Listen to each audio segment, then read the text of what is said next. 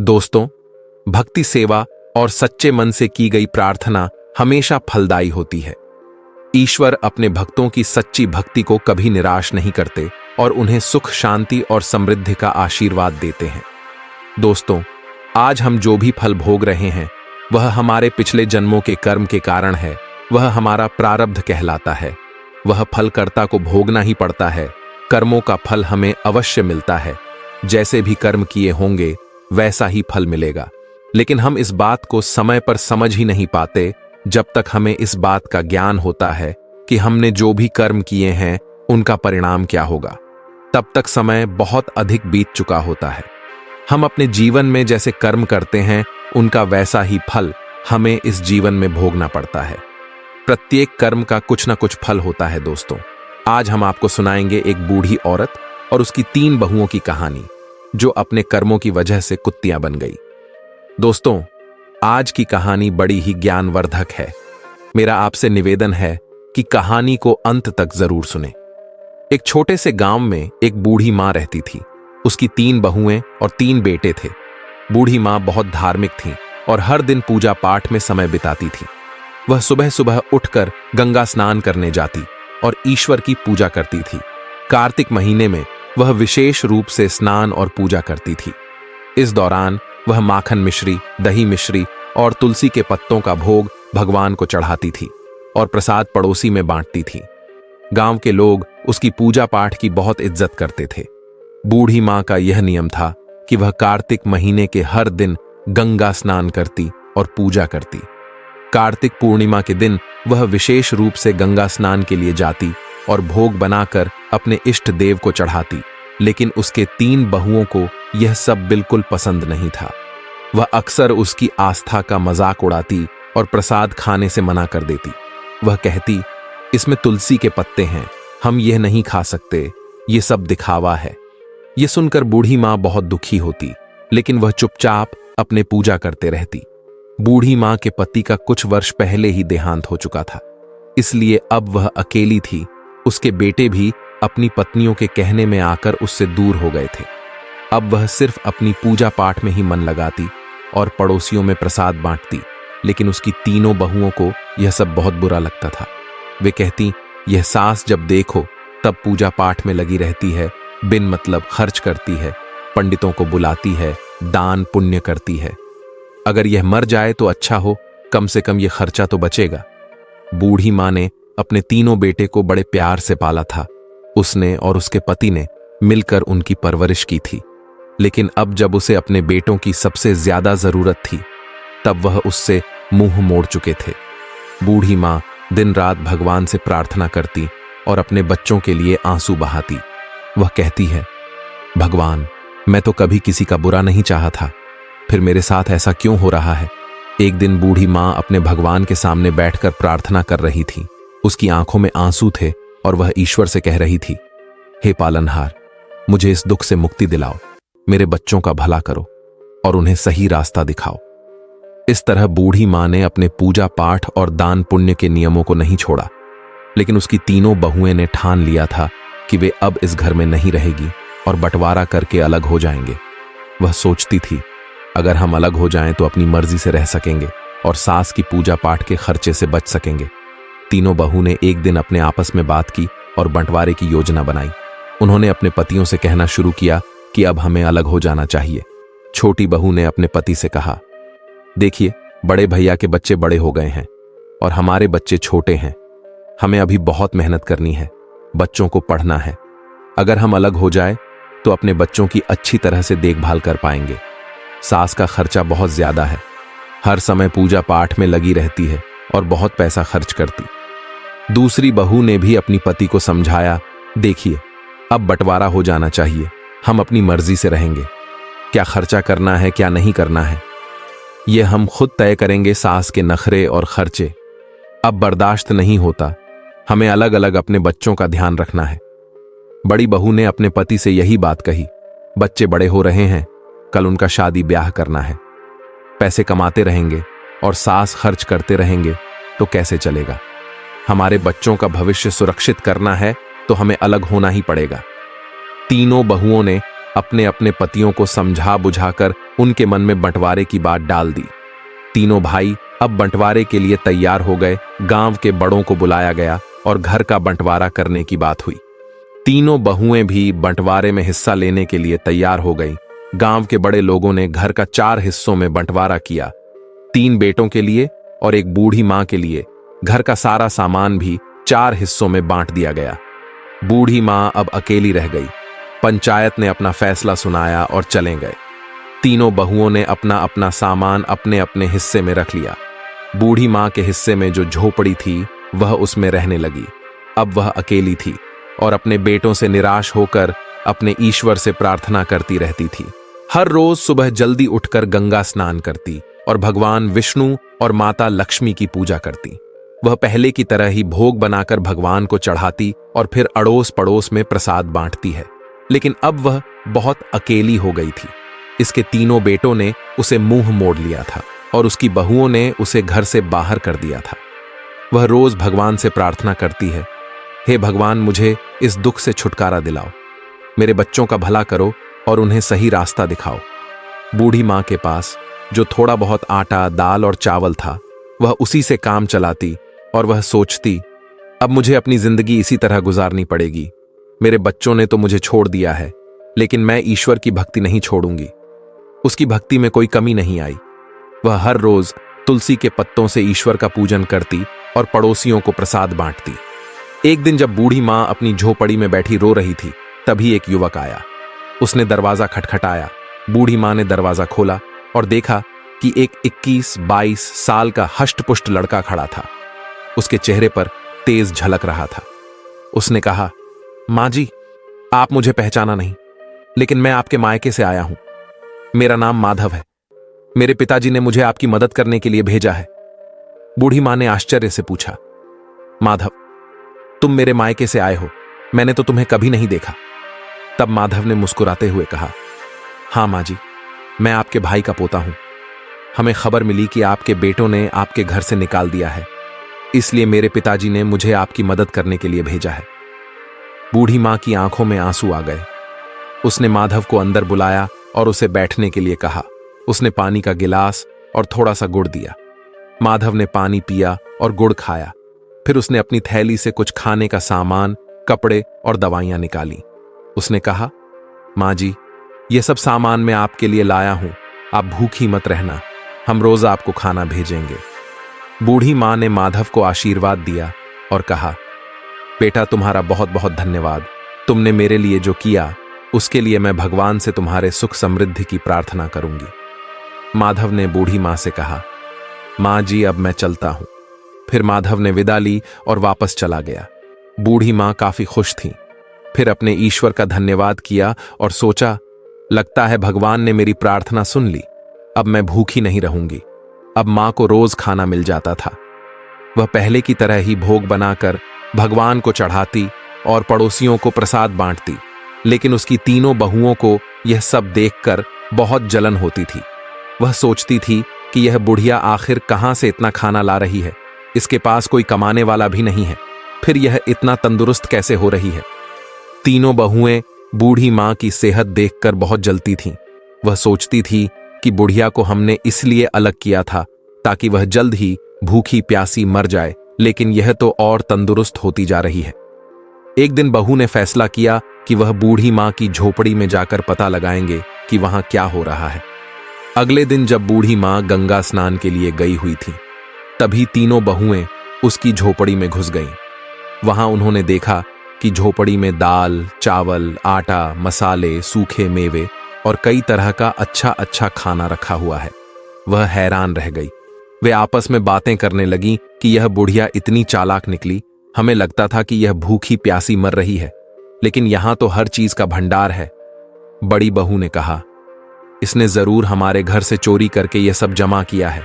जब हम काम में लगी रहती थीं और यह चोरी चोरी अपना घर भरती रही, अब इसे सबक सिखाना होगा। बड़ी बहू ने कहा, हां, हमें इसे मजा चखाना चाहिए। देखते हैं कि इसने क्या क्या जमा किया है। और छोटी बहू ने भी सहमति जताई है। सही कहा, हमें इसके खिलाफ कुछ करना होगा। तीनों बहुओं ने झोली भरकर सामान अपने घर ले जाने लगी। जैसे उन्होंने खाने का सामान उठाया, उन्होंने देखा कि उसमें तुलसी के पत्ते हैं। गुस्से में आकर उन्होंने तुलसी के पत्ते नाली में फेंक दिए।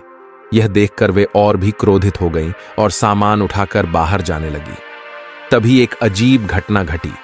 तीनों बहुओं ने देखा कि उनके हाथ पैर धीरे धीरे कुत्ते के पंजों में बदलने लगे। वह डर गई और चिल्लाने लगी, लेकिन कोई उनकी मदद नहीं कर पाया। कुछ ही पलों में तीनों बहुएं कुत्तियां बन गईं। गांव में हड़कंप मच गया और कुछ देर बाद बच्चों और पति ने यह देखा तो वह हैरान रह गई। उन तीनों के बच्चे चिल्लाने लगे, मम्मी कुत्तियां बन गई है, पापा देखो मम्मी को क्या हो गया। तीनों बहू के पतियों समझ नहीं पा रहे थे कि यह कैसे हुआ। उन्होंने कोशिश की, कुतिया को घर से बाहर भगाए, लेकिन वे घर छोड़ने को तैयार नहीं थी। वे अपनी भाषा में कुछ समझाने की कोशिश कर रही थी, लेकिन कोई उनकी बात नहीं समझ पा रहा था। बच्चे रो रहे थे और पतियों को भी रोना आ रहा था। उन्होंने अपने बच्चों को संभालते हुए कहा, चलो अब कुछ नहीं किया जा सकता है, हमें मां का इंतजार करना होगा, शायद वही कुछ हल बता सके। गांव के लोग भी इकट्ठा हो गए और सोचने लगे कि यह अनहोनी कैसे हुई।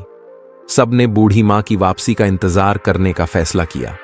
बूढ़ी मां को अब अपने रोज के जीवन में थोड़ी राहत मिल रही थी। माधव रोज खाना रख जाता था और बूढ़ी मां ईश्वर का भोग लगाकर पहले की तरह प्रसाद बांटती थी, लेकिन उसे इस बात का कोई अंदाजा नहीं था कि उसके घर में हो क्या रहा है।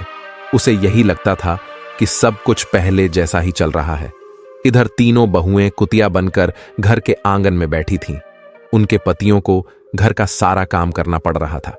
वे बहुत परेशान थे और अपने पत्नियों की वापसी का इंतजार कर रहे थे। गांव के लोग भी इस अजीब घटना से हैरान थे। हर कोई यही कहता था कि यह सब बूढ़ी मां की भक्ति और उसकी तपस्या का फल है।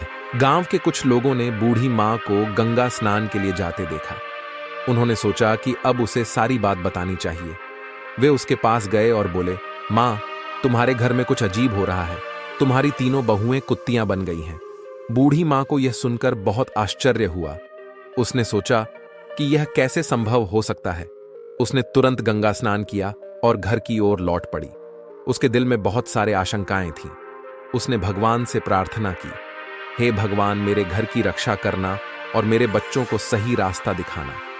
जब बूढ़ी मां घर पहुंची तो उसने देखा कि गांव के लोग उसके घर के सामने इकट्ठा थे। उसने पूछा, क्या हुआ, यहां इतनी भीड़ क्यों लगी है? गांव वालों ने उसे सारी घटना बताई। बूढ़ी मां ने अपने बेटों को बुलाया और पूछा, यह सब कैसे हुआ, तुम लोगों ने क्या किया? बेटों ने रोते हुए अपनी मां को सारी कहानी सुनाई। उन्होंने कहा, मां, हमसे बहुत बड़ी गलती हो गई। हमारी पत्नियों ने आपका सामान को नाली में फेंक दिया था और उसी समय वे कुत्तियां बन गई। अब हमें नहीं पता कि उन्हें कैसे ठीक करें। बूढ़ी मां ने अपनी बेटों को दिलासा दिया और कहा, ऊपर वाला सब ठीक करेंगे, तुम लोग घबराओ मत। बूढ़ी मां ने अपने भगवान से प्रार्थना की और उनसे समाधान मांगा। उसने सोचा कि शायद किसी साधु बाबा या महात्मा के पास इसका समाधान हो सकता है। वह तुरंत पास के एक नगर में एक साधु बाबा के पास गए और उन्हें सारा हाल बताया। साधु बाबा ने ध्यान से सारे बातें सुनी और कहा, यह सब तुम्हारी भक्ति और तपस्या का फल है, लेकिन चिंता मत करो, इसका उपाय भी है। बूढ़ी मां ने पूछा, बाबा, कृपया मुझे उपाय बताओ, मैं अपने बच्चों को इस हालत में नहीं देख सकती। साधु बाबा ने कहा, तुम्हें कार्तिक महीना में विशेष पूजा करनी होगी। तुम्हारे स्नान के पानी से तुम्हारी बहुओं को नहलाना होगा और ब्राह्मणों को भोजन कराकर उनके झूठे भोजन को बहुओं को खिलाना होगा। इससे वे अपने असली रूप में वापस आ जाएंगी। बूढ़ी मां ने साधु बाबा को धन्यवाद दिया और अपने घर जाकर बेटों को यह उपाय बताया। बेटे ने कहा, मां, हम तुम्हारा बात मानेंगे, हम इस उपाय को जरूर पूरा करेंगे। बूढ़ी मां ने कार्तिक महीने की विशेष पूजा की तैयारी शुरू कर दी। उसके तीनों बेटे और गांव के लोग भी इस पूजा में मदद करने लगे। बेटों ने मिलकर पूजा का सारा सामान इकट्ठा किया और भगवान के लिए भोग बनाने की व्यवस्था की। हर सुबह बूढ़ी मां गंगा स्नान के लिए जाती और स्नान के पानी को एकत्रित करती। उसके बाद वह भगवान की पूजा करती और फिर अपने पड़ोसियों को प्रसाद बांटती। इस बीच तीनों बहुएं अभी भी कुत्तियां के रूप में घर के आंगन में बैठी रहती। उनके पतियों को घर का सारा काम करना पड़ता था। बच्चों को अपनी माताओं की बहुत याद आती थी और वह अक्सर रोते हुए अपनी दादी से कहते, दादी माँ कब ठीक होगी, हमें हमारी माँ वापस चाहिए। बूढ़ी माँ बच्चों को दिलासा देती और कहती, बेटा भगवान सब ठीक करेंगे, तुम लोग धैर्य रखो और प्रार्थना करो। बच्चों को शांत करने के लिए वह उन्हें कहानियां सुनाती और उनके साथ समय बिताती। बूढ़ी माँ ने पूजा के लिए 5 ब्राह्मणों को बुलाया। बेटों ने भी अपनी ओर से 5-5 ब्राह्मणों को बुलाया। इस प्रकार कुल 21 ब्राह्मण को बुलाया गया। ब्राह्मणों के लिए विशेष भोग तैयार किया गया। कार्तिक पूर्णिमा का दिन आया और बूढ़ी माँ ने अपने बेटों की मदद से ब्राह्मण भोजन की तैयारी की। सुबह सुबह सभी ब्राह्मणों को आमंत्रित किया गया और उन्हें विशेष पकवान बनाकर खिलाया गया। ब्राह्मण भोजन के बाद बूढ़ी माँ ने सबके पैर छुए और भगवान से प्रार्थना की है, भगवान मेरी बहुओं को उनके पूर्व रूप में वापस लाओ, मेरे कार्तिक स्नान और पूजा का फल उन्हें मिले। ब्राह्मण ने तृप्त होकर भोजन किया, बूढ़ी माँ को आशीर्वाद दिया और उन्हें कहा, माई आपकी पूजा और तपस्या सफल होगी, ईश्वर आपकी प्रार्थना अवश्य सुनेंगे।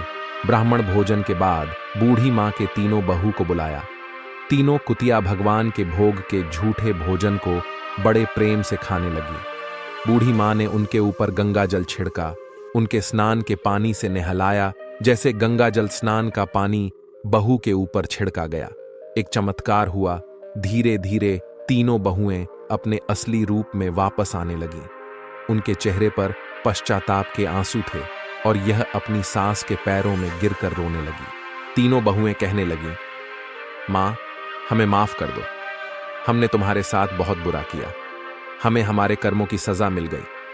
अब हम तुम्हें कभी कोई कष्ट नहीं देंगे और हमेशा तुम्हारी सेवा करेंगे। बूढ़ी माँ ने उन्हें गले लगाया और कहा, बेटा भगवान ने तुम्हें माफ कर दिया है, अब तुम लोग सच्चे दिल से भगवान की भक्ति करो और अपने कर्मों को सुधारो। तीनों बहू ने अपनी सास से वादा किया कि वह अब हर साल कार्तिक स्नान और पूजा करेंगे और कभी भी बूढ़ी माँ का अपमान नहीं करेंगे। इस तरह पूरे परिवार ने मिलकर भगवान की पूजा की और प्रसाद बांटे। तीनों बहू के अपने असली रूप में वापस आने के बाद घर में एक नई ऊर्जा और शांति का माहौल बन गया। बूढ़ी माँ की भक्ति और तपस्या ने पूरे परिवार को एक नया जीवन दिया था। अब सभी मिलकर भगवान की पूजा करते और कार्तिक स्नान की महिमा को समझते थे। बूढ़ी माँ ने अपने बेटों और बहू को सिखाया कि भक्ति और सेवा का महत्व क्या होता है। उसने कहा, देखो बेटा, भगवान की पूजा और सेवा से हमें सच्चा सुख और शांति मिलती है। हमें हमेशा सच्चे दिल से भक्ति करनी चाहिए और दूसरों की मदद करनी चाहिए। बड़ी बहू ने कहा, माँ हम अब समझ गए हैं कि भगवान की पूजा का क्या महत्व है। हम हर साल कार्तिक स्नान करेंगे और भक्ति से जीवन जिएंगे। बड़ी बहू ने भी अपनी माँ से कहा, माँ हमें माफ कर दो, हमने तुम्हारे साथ बहुत गलत किया। अब हम तुम्हारी सेवा करेंगे और तुम्हारे साथ मिलकर भगवान की पूजा करेंगे।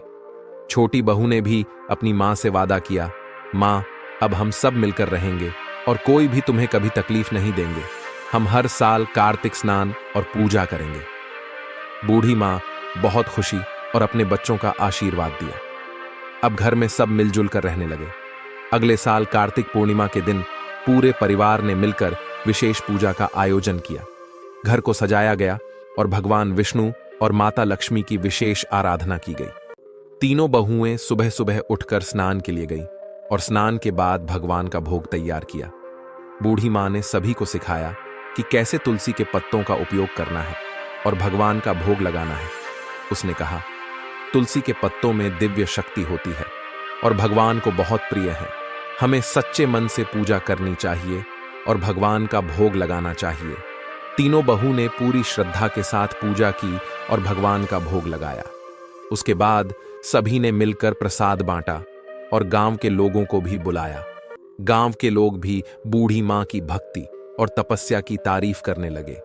भगवान की कृपा से अब परिवार में सुख और समृद्धि आने लगी। तीनों भाइयों का व्यापार अच्छा चलने लगा और घर में खुशियों का माहौल बन गया।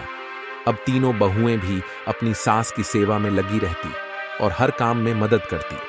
तीनों भाइयों ने भी अपनी माँ से वादा किया कि वह अब कभी भी उसे अकेला नहीं छोड़ेंगे और हमेशा उसकी सेवा करेंगे। यह सब मिलकर हर त्योहार और विशेष अवसरों पर भगवान की पूजा करते और प्रसाद बढ़ाते। बूढ़ी माँ का जीवन अब पूरी तरह बदल चुका था। उसकी भक्ति ने पूरे परिवार को एक नई दिशा दी थी। अब सब मिलकर भगवान की आराधना करते और जीवन में सुख शांति पाते। दोस्तों, इस कहानी से हमें यह सीखने को मिलता है कि भक्ति सेवा और सच्चे मन से की गई प्रार्थना हमेशा फलदायी होती है। भगवान अपने भक्तों की सच्ची भक्ति को कभी निराश नहीं करते और उन्हें सुख शांति और समृद्धि का आशीर्वाद देते हैं। दोस्तों, आज हम जो भी फल भोग रहे हैं वह हमारे पिछले जन्मों के कर्मों के कारण है। वह हमारा प्रारब्ध कहलाता है। वह फल कर्ता को भोगना ही पड़ता है। कर्म का फल हमें अवश्य मिलता है। जैसे भी कर्म किए होंगे वैसा ही फल मिलेगा। लेकिन हम इस बात को समय से समझ नहीं पाते। जब तक हमें इस बात का ज्ञान होता है कि हमने जो भी कर्म किए हैं उनका परिणाम क्या होगा, तब तक समय बहुत अधिक बीत चुका होता है। तो दोस्तों, कैसी लगी आपको यह कहानी? आप हमें कमेंट सेक्शन में जरूर बताना, और अच्छी लगी तो इस चैनल को सब्सक्राइब जरूर कर